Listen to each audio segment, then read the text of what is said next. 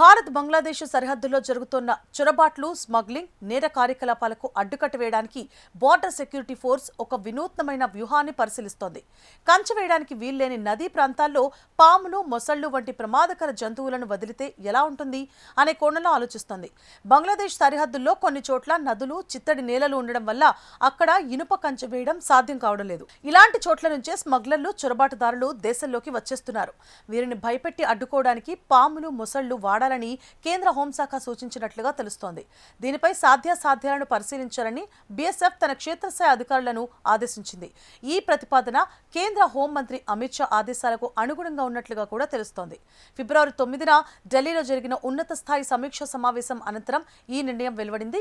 ముఖ్యంగా పహారా కష్టతరంగా ఉన్న డార్క్ జోన్లలో రక్షణను పటిష్టం చేయడం దీని ప్రధాన ఉద్దేశం.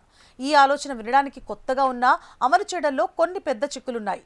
సరిహద్దుకు ఇరువైపులా చాలా మంది ప్రజలు నివసిస్తున్నారు. వరదలొచ్చినప్పుడు ఈ పాములు, మొసళ్లు గ్రామాల్లోకి వచ్చి సామాన్య ప్రజలను గాయపరిచే అవకాశం ఉంది. ఇన్ని పాములను, మొసళ్లను ఎక్కడి నుంచి తీసుకురావాలి, వాటిని ఒకే చోట ఎలా ఉంచాలి అనేది కూడా ఇప్పుడు పెద్ద ప్రశ్న.